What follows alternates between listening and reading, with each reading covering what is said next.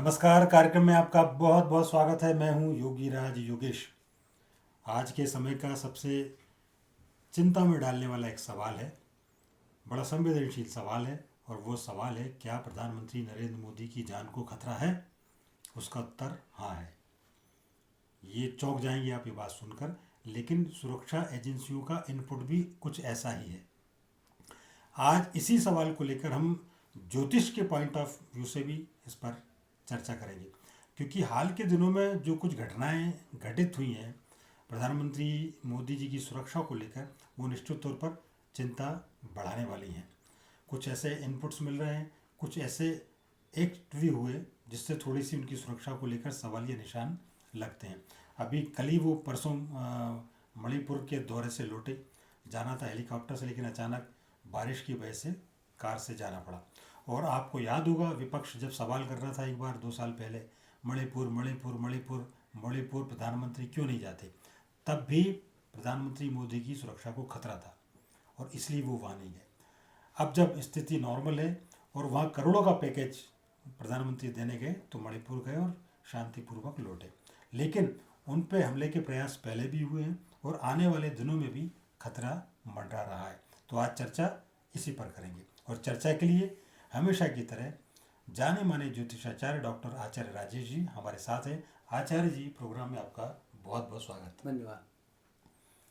तो आचार्य जी देखिए, सुरक्षा के इनपुट तो ऐसे हैं, ठीक है ना, और पूरी दुनिया में जिस तरीके से मोदी जी की इमेज बनी है उसको लेकर अब अंतर्राष्ट्रीय स्तर पर भी खतरा है।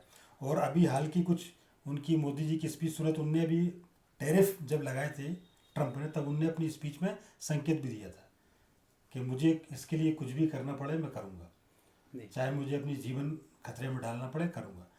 तो आप ही अब ये देख के बताइए कि प्रधानमंत्री मोदी जी की कुंडली में आने वाले दिनों में कैसे क्या योग्य है सुरक्षा को लेकर और पूरे इंटरनेशनल सीनरियो को लेकर। इसमें निश्चित रूप से जब हम अब विश्व युद्ध के इस चरण में प्रवेश कर चुके हैं, कौन बचेगा कौन नहीं बचेगा इसकी कोई गारंटी नहीं। जब महाभारत शुरू हुआ तो कहाँ कौन बचेगा, भीष्म पितामह जैसे, द्रोणाचार्य जैसे जो कभी अपराजेय योद्धा थे, कर्ण जैसे, वो सब मात खाते चले गए।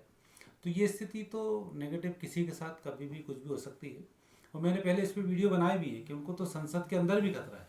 अच्छा। जिस तरह से राहुल गांधी गले मिलने गया था, कई टेक्निक्स जूडो वालों पर ऐसी होती कि व्यक्ति से गले मिलकर आप उसकी कमर तोड़ सकते हो, गर्दन को आप मुक्का मार दो, व्यक्ति उठ नहीं सकता। तो ये जो पास जाना आना, और अभी तो गृह मंत्री के ऊपर ही उन्होंने वो कागज उठाकर फेंक दिया। और ये बड़ा संवेदनशील मुद्दा है। जिस व्यक्ति ने इस तरह की हरकत की उस व्यक्ति को सीधा रासू का मंदिर पटक देना चाहिए था। सुरक्षा की तरफ आपका बहुत ज़्यादा ध्यान नहीं होना, ये अपने आप को बहुत ज़्यादा लिबरल बना के रखो। राजीव गांधी कैसे मारे गए? सज्जनता में तो गए, लोगों से मिलना जुलना इस तरीके से हुआ, तो अल्टीमेट उनको जान गंवानी पड़ी। सुरक्षा के चूक इंदिरा गांधी से हुई कि सुरक्षा कर्मियों के द्वारा ही उनके लिए नुकसान पहुंचाया गया।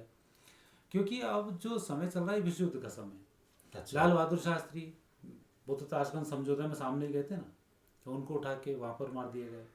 और अभी भारत की स्थिति बड़ी नाजुक चल रही है। यदि विदेशियों की बात करें, सब कुछ करने की कोशिश करें, आज नरेंद्र मोदी जी पर नेगेटिव स्थिति वैसे तो घटित होगी नहीं, लेकिन घटित हो जाती है। और भारत की फिर आप सोचो आप भारत के बारे में, तब स्थिति यहाँ पर यह बनती है कि दूसरा वैसा कोई एकदम लीडर है नहीं जो पूरी दुनिया में जिस तरह से अभी उन्होंने एक सर्वमान्य नेता की जो छवि बनाई है 12-13 साल के अंदर अंदर, तो वो अभी वाला व्यक्ति है नहीं। यहाँ भी फिर 2 धड़े, भारत में भी विशेष संघ में भी एक चल रहा है, एक बीजेपी का चल रहा है। तो आधे तो संघ वाले भी मोदी जी से खफा हैं। जैसे ही बाई चांस कुछ होता है तो नेगेटिव रूप से जो दूसरे लोग आएंगे वो देश को थोड़ी संभाल पाएंगे। योगी जी पे उन लोगों का है नहीं कि जो व्यक्ति कंट्रोल कर सके। तो जो स्थिति बन रही है वो बेहतर नहीं है दुनिया के और युद्ध की परिस्थितियों के अनुसार। और जब युद्ध शुरू होता है तो फिर कोई नियम नहीं होता है। आज भी हमला हुआ तो पुतिन के ऊपर भी हुआ, पुतिन भी बाल बाल बचे। जेलेंस्की पे हुआ, जेलेंस्की बाल बाल बचे। जब दुनिया में युद्ध चल रहा हो तब राजा पे अटैक करना और युद्ध को जीतना आसान होता है। महाभारत युद्ध में पूरा यही चलता रहा कि आप युधिष्ठिर को बंदी बना लो। भीष्म पितामह से भी यही कहा, द्रोणाचार्य से भी यही कहा, जब राजा बंदी बन जाएगा युद्ध आप हार जाओगे। तो उस समय में अब राजा को सजग रहने की आवश्यकता है युद्ध में। बिल्कुल और जबकि आप देख चुके हैं पंजाब में जाते जाते आपको वापस लौटना पड़ा। बिल्कुल। और दूसरा, जो विपक्ष के नेता हैं ये तो बकवास जब भी करेंगे तो उल्टी करेंगे। आप सब मणिपुर जाना, वो इसलिए भेजना चाह रहा था कि मणिपुर में म्यांमार से हमला करना आसान है। बिल्कुल। और उस समय में जब सुरक्षा बलों ने इनके सारे इतने बड़े हथियार, इतनी सारी राइफलें, इतने सारे मोर्टार गन वगैरह सारे वहाँ से बरामद किए। हाँ सही है। उस जगह चारों तरफ पहाड़ियों से घिरा हुआ एरिया है, तो सुरक्षा उस दृष्टि से नहीं हो पाती। वो व्यक्ति तो हाथ से गया, फिर आप क्या करोगे? ठीक बात आप कह रहे हैं। तब उन परिस्थिति में नेगेटिव स्थिति होने के चांसेस यहाँ बनते हैं। और विशेष रूप से जब आप यात्राएं करने जाएं तो यहाँ पर जो सीमावर्ती क्षेत्र हैं वहाँ पर बहुत सावधानी की इसमें आवश्यकता है, क्योंकि लग्न में जो मंगल चंद्रमा बैठे हुए हैं, ये मंगल चंद्र विशेष रूप से संकेत देते हैं दुर्घटनाओं के। विजयश्री का संकेत तो इनका पूरा आता है, लेकिन कहीं नेगेटिव स्थिति बन जाए तो अभी 2028 तक तो थोड़ा संभल कर चलना पड़ेगा, क्योंकि मंगल की मादा से यहाँ पर चल रही है। और मंगल में अभी जो अंतर आएगा मई 26 के बाद बुध में जब केतु आएगा मंगल में, तब थोड़ी नेगेटिव स्थिति हो सकती है। मतलब मई 2026। अच्छा, तो वहाँ थोड़ा ध्यान रखना पड़ेगा। अच्छा, क्योंकि आचार्य जी अभी आप देखिए, अभी चाइना गए थे वो सुरक्षा SCO की मीटिंग में भाग लेने, और पुतिन के साथ वो कार में करीब 55 मिनट, मतलब 1 घंटे के आसपास वो वहाँ से ट्रेवल करके आए। तो बताया ये भी जा रहा है, खबरें ये भी थी कि रूस की खुफिया एजेंसी ने ये इनपुट दिया था कि यहाँ आपकी जान को खतरा है, और इसलिए वो साथ साथ एक सिक्योरिटी गाड़ी में आए। तो खतरे तो लगातार उनके ऊपर हैं और पूरी दुनिया उन पर नज़र लगाए खड़ी है। ट्रंप ने भी जो टैरिफ लगाया, ट्रंप भी किसी हद तक जा सकते हैं। तो ये जो इंटरनेशनल लेवल पर जो उनके खिलाफ षड्यंत्र हो रहे हैं, ये क्या मतलब ये अपने मकसद में पूरा हो पाएंगे, या प्रधानमंत्री नरेंद्र मोदी की कुंडली में ऐसा योग है कि इन सब से वो पार पा जाएंगे? इसमें कुछ दिए नवंबर 2021 से 2028 तक मंगल की महादशा यहाँ पर चल रही है। तो मंगल की महादशा में विशेष रूप से जब मंगल में बुध है, शुक्र है, गुरु है, ये थोड़े से ठीक नहीं होते हैं। तो अब जैसे पंजाब के टाइम की बात करें, उस समय मंगल राहु की स्थिति थी, तो वहाँ जब पहुँचे तो उनको वापस लौटना पड़ा। अभी केतु का समय आएगा मई 26 से लेकर अक्टूबर 26 तक, तो यहाँ थोड़ा सावधान रहना पड़ेगा। फिर 2027 तक ये स्थिति शुक्र की बनेगी, तो ये भी बहुत बेहतर स्थिति इनकी नहीं है। तो अभी लगातार ये नेगेटिव स्थिति ही बनी हुई है मई 2025 से लेकर दिसंबर 2027 तक। अच्छा, तो इस समय विशेष रूप से इनको हर तरफ से ध्यान रखना पड़ेगा, क्योंकि ग्रह योग हैं ये, तो जरा सी जिस दिन बुरा होता है उसी दिन नेगेटिव हो जाता है। आपकी कुंडली में बहुत अच्छे योग लेके आप बैठे हो, लेकिन एक दिन आपको बेकार आया, एक्सीडेंट हुआ, तो एक्सीडेंट होने में आपको कितनी चोट लग जाएगी इसका ज्योतिष मूल्य थोड़ी होता है। पूरा दिन बिगाड़ देगा, एक्सीडेंट का योग बता देगा, पर कितना होगा ये तात्कालिक परिस्थिति पर डिपेंड करता है। तो अभी जो समय है मई 2025 से लेकर दिसंबर 27 तक का, बहुत सुरक्षा के साथ रहने की आवश्यकता है। और ये सारे जो ग्रह हैं मंगल के, ये सब बाउंड्री के ग्रह होते हैं, मतलब देश की दूसरी सीमा से आपके ऊपर हमला होने की संकेत देते हैं। तो विदेश में जाना भी शांति के साथ पहुंचना, और दूसरा विदेशी ऐसी जगह से पहुंचे जहाँ से कि आपकी मिसाइल तक से आपके ऊपर हमला ना हो पाए, तो उन स्थिति वाली जगह में पहुंचना में थोड़ी सी सावधानी रखने की आवश्यकता है। अच्छा, मोदी जी चूँकि यात्राएं भी बहुत करते हैं, वो तो मतलब निडर नायक हैं वो देश के, वो डरते नहीं हैं किसी से, और यदि उनको कुछ करना है तो करके ही आते हैं। जैसे मणिपुर में अभी जब परसों गए वो, तो सुरक्षा एजेंसी ने इनपुट दिया कि चूँकि वहाँ जाना हेलीकॉप्टर से जाए तो ठीक है, उन्होंने कहा नहीं कार से ही चलेंगे। और फिर वहाँ जाके उनने बोला कि मैं कार से आया, ये बहुत अच्छा रहा कि मुझे मणिपुर के लोगों ने जो प्यार दिया, जो मैंने कार से देखा लोगों का, वो देखने मिस हो जाता। तो वो भी कभी कभी दुस्साहस कर जाते हैं।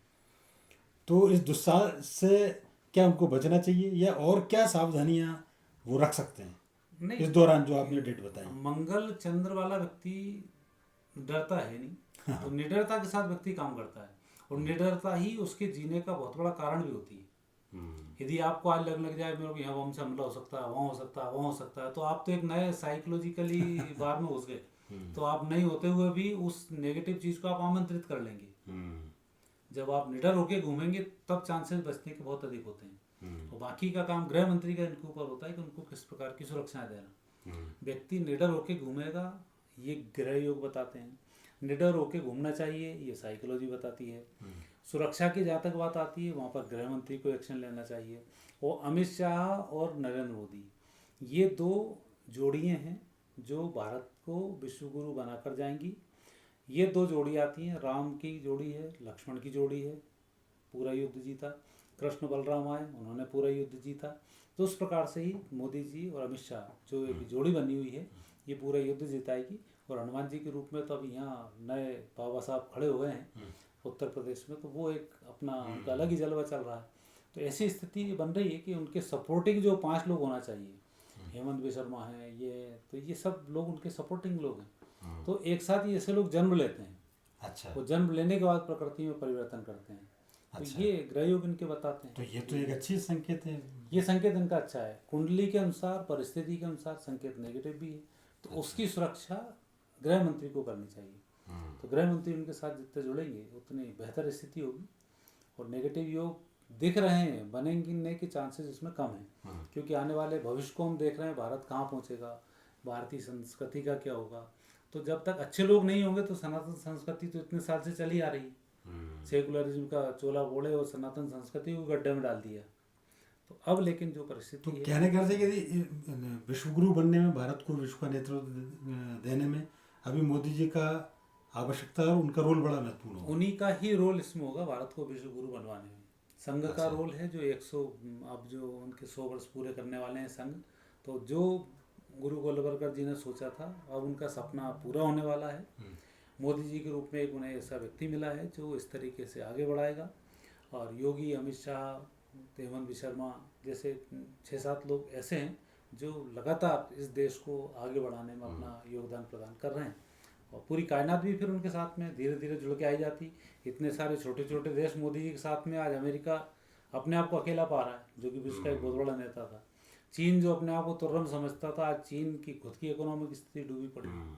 तो ये जो परिस्थिति निर्मित होती है, फिर कुदरत निर्मित करती है, तो फिर भी ऐसी स्थिति बन जाती है। तो ये बात तो आपने आचार्य जी बहुत अच्छी की, बड़े पॉजिटिव नोट पर आपने इस चर्चा को समाप्त किया।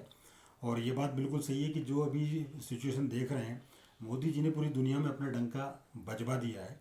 और इस विशाल युद्ध की विभीषिका के दौर में भी वो एक योद्धा बनकर उभरे।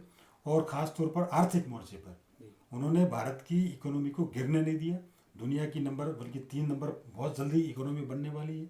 और इसका आप बता रहे हैं, इसका श्रेय मोदी जी को जाता है। और भारत में भी ऐसे लोग आ गए उनके सपोर्ट के लिए, तो एक अच्छी सिचुएशन है। तो इसी सकारात्मक सोच के साथ, इसी पॉजिटिव नोट के साथ चर्चा को समाप्त करेंगे। आचार्य जी, आपने इतनी महत्वपूर्ण जानकारी हमारे दर्शकों के साथ शेयर की, इसके लिए आपका बहुत बहुत धन्यवाद। और शुक्रिया उन तमाम दर्शकों का जो पूरी दुनिया भर से हमारे साथ जुड़ते रहते हैं। ये वीडियो यदि आपको पसंद आया है तो लाइक करें, शेयर करें, हमारे चैनल को सब्सक्राइब करना ना भूलें। साथ ही बेल आइकन को प्रेस करें ताकि हमारे नए वीडियो से संबंधित नोटिफिकेशंस आपको मिलते रहें। अगली बार फिर किसी नए विषय के साथ आपसे बातचीत होगी। तब तक के लिए आज्ञा दीजिए। नमस्कार।